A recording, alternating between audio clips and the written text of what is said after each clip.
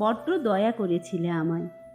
যে কপালে স্রেফ অবহেলা অবজ্ঞা জুড়ত, সে কপালে চুমো খেতে চেয়েছিলে। ভালোবাসাহীন জীবনে ভালোবাসা দেবে বলে অনেক দূর নিয়ে এসেছিলে। ভালোবাসা কি আর সবার কপালে জোটে? জোটে না। যে তুমি আমায় ভালোবাসবে ভেবেছি, সেই তুমিই ব্যতিক্রম রইলে না। অবহেলায় ফেলে রাখলে, ঠিক যেমন ফেলে রাখে পুরনো চিঠি, হাতের ঘড়ি কিংবা প্রয়োজনহীন টিস্যু। বড্ড করুণা করেছো আমায়। ভালোবাসার যোগ্য না হয়েও তুমি যে আমায় ভালোবাসতে চেয়েছো, সেই তো অনেক। এ ঋণ আমায় শোধাবো কিভাবে বলো?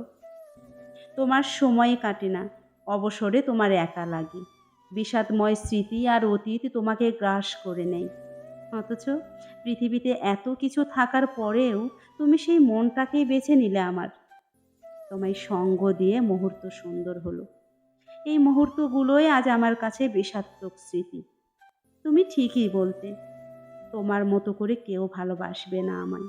বাসেনি তো, বাসবে না কোনোদিন। মিথ্যে করে হলেও তো বলেছ ভালোবাসি। অনাদরে পড়ে থাকা আর অভাবী মানুষ কারোর ভালোবাসা পায় নাকি? দেখো না, তোমার মতো করে আর কেউ করুণা করেও ভালোবাসি না আমায়। এমন ভালোবাসাহীন একাকিত্ব জীবন নিয়ে কি করে ভালো থাকি বলো তো? কত শত আয়োজন চলে, অথচ কোনো আয়োজনই আমায় হাসাতে পারে না। তীব্র শোক নিয়ে কে বা হাসতে পারে বলো? করুণা নিয়েই তো ভালো ছিলাম, তবে সেই ভালো থাকাটুকুও কেড়ে নিলে। ভালো তুমি নাই বা বাসতে, অন্তত আর কটা দিন তোমার করুণা, তোমার দয়া নিয়েই ভালোভাবে বাসতে পারতাম। এই অভিমান, অবহেলায় অভিযোগ সব কিছু ভুলে তুমি বললেই তো আমি সব মেনে নিতাম। যেভাবে চাও, যেমনটা চাও ঠিক সেভাবেই না হয় ভালোবাসতে। মিথ্যে করে হলেও তো নিজেকে সুখী ভাবতে পারতাম। অন্তত কেউ আছে ভেবে ভালো থাকা যেত। এই নিঃসঙ্গতা আর একাকিত্ব যে আমার কাটছেই না গো।